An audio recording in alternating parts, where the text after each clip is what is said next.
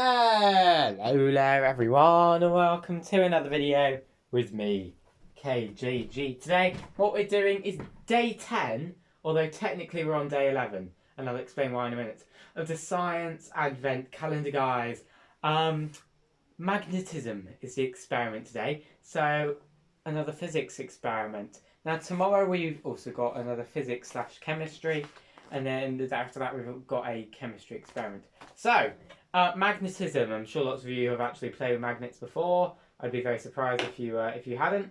But we're doing day 11 today because technically I'm going to label it as day 10. I'm just going to swap the days around because the actual day 10 experiment requires some additional equipment, 2 equal sized bottles that I haven't got. So we're doing the day after, and then tomorrow we'll be doing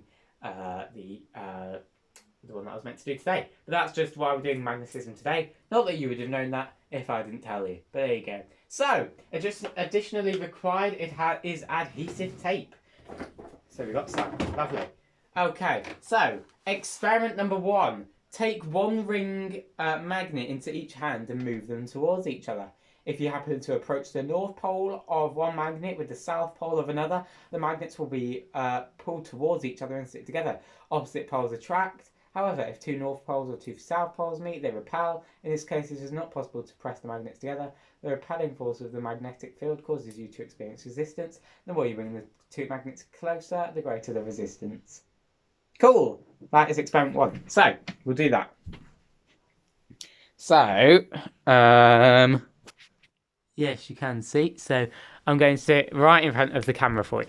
So, we got this one and this one. So they sit together nicely. So what's happening there is opposite poles are attracting. So if I just undo them and turn them around, then the opposite poles will attract again. Opposite poles, cool. However, if I take one and this one, they don't go together because the poles repel. So that's pretty cool. Lovely. I'm sure you've all done that at some point in your life. So yeah, there's the experiment. So next, experiment 2. Place a ring magnet standing on its edge on a table and move a second one towards it. Find out how near you can get to the magnet before it starts to roll away. Then try to let the magnet on the table roll as far as possible by steering the magnet in your hand. Okay, yeah, we can do that one. So we've got to stand one up. Should be able to see. Good. Yep. I'm going to push it that way. So we've got to introduce this magnet to it. And it should, I'm going to just position it that way. It should begin to go the other way. So I'm going to try it lying down first. Right, okay. So I think it's best if we stand both of them up at the same time. So. Okay, maybe we need the opposite poles. Which are there? Okay.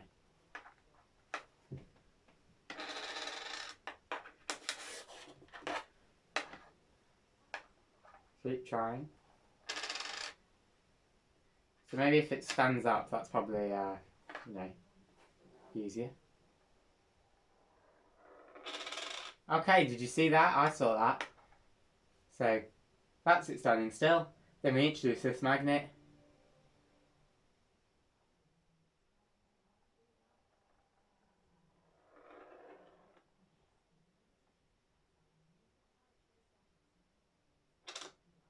Okay, yeah, so we saw that. I'm going to demonstrate it one more time.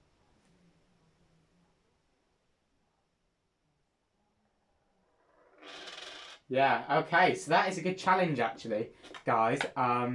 See if you can, who can keep it upright and rolling the furthest. And I've actually got quite a stronger magnet here. It's not that strong, obviously, but you see, did you see that, guys? It flipped over then. Because sort of the opposite poles attracted. So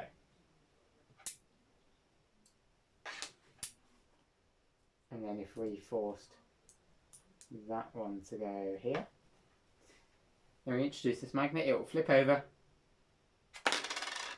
See? We cause it to be pushed. There you go, guys. So there's that. Experiment 2.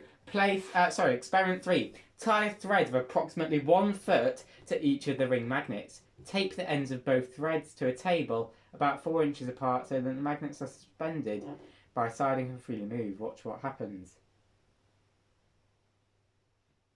Oh no, we don't need to tie it.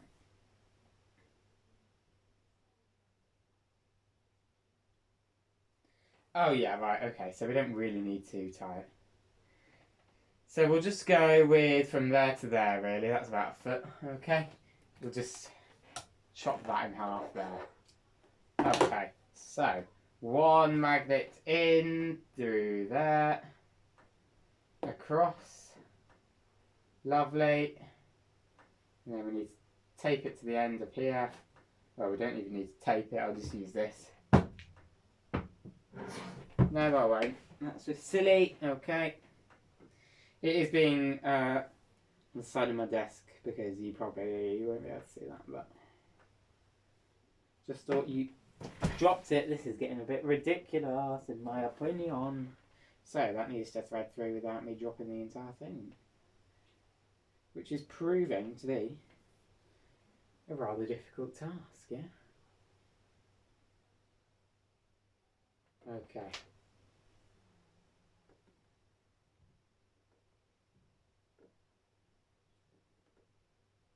Oh my goodness. This is so irritating. So irritating. And I already know what happens. It's so... Right. There we go. Keep going. Okay. Where is the other magnet now? There. Right. Cool.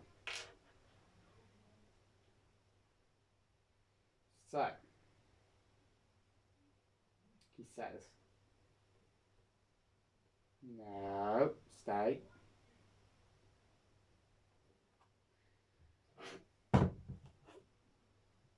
No, okay, I'm okay, so basically what happens with that is they swing and come together. I'm not even going to bother proving that. Okay, so here's the explanation. Magnetism is a natural phenomenon. Every magnet has 2 poles. The North Pole and the South Pole are connected by invisible magnetic lines, forming the magnetic field. At the poles, the attractive force is the strongest. When a magnet breaks into 2 pieces, the remains form 2 magnets with weaker attractive force than that of the original magnet. Earth also has a magnetic field, and thus is a giant magnet. However, the magnetic South Pole near the geographic North Pole and vice versa. The Earth's magnetic field helps birds, dolphins, and whales find their way on long flights or sea voyages, respectively. Magnets attract iron and a few other metals. Oh, here we go, guys. In case you didn't know, I actually collect the elements. Interesting fact. So here is iron. I actually have a bit of iron here. And then there's also some, I believe, in here. I think that this is iron as well. So... we're going to test if that's iron. It should be magnetic if it is.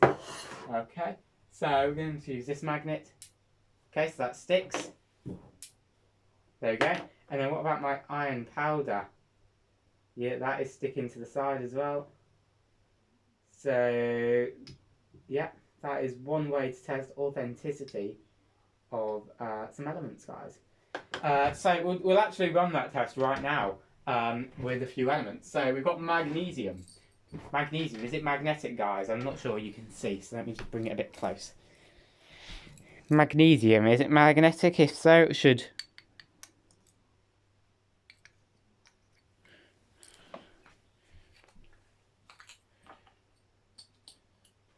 So this is magnesium.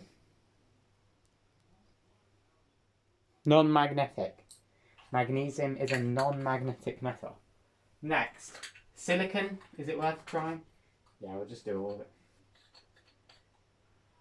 We won't do sulfur. Silicon, guys. This is silicon. Now, it'll be a bit difficult to see, but I'm going to hold it and it should...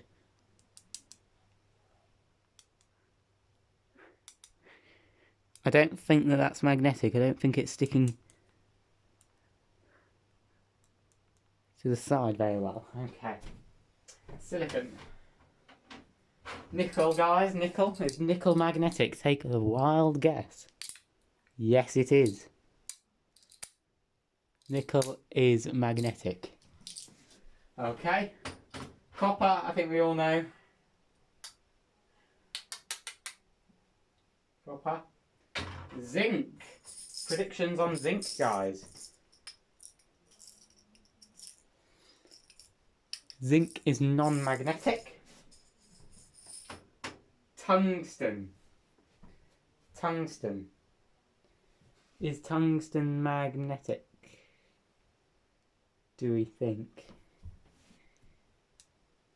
The powder doesn't seem to be coming up as magnetic on that one. And osmium. Now that is through quite a lot of protection, so I'm not sure about that one. And I cannot actually be bothered to get it out, so shows a lot. Carrying on. Permanent magnets are made from steel or ceramic. They can be found in compasses, microphones, or electrical measuring devices. Electromagnets are magnets are only magnetic while an electric current is running through them. Electromagnets. When electric current runs through a wired coil, a magnetic field builds up. An iron object within the coil, e.g. a nail, enhances the field and results in a magnetic force. When the current is switched off, the electromagnet loses its magnetic effect. Electromagnets are used in industrial applications. They are capable of carrying lots of tons. And that was magnetism. If you enjoyed, leave a like, subscribe, share it with a friend, comment down below your viewer suggestions. Above that, subscribe. Thank you all so much for watching. Have a lovely rest of your day. Until next time, guys, thanks for watching, and I'll see you next time.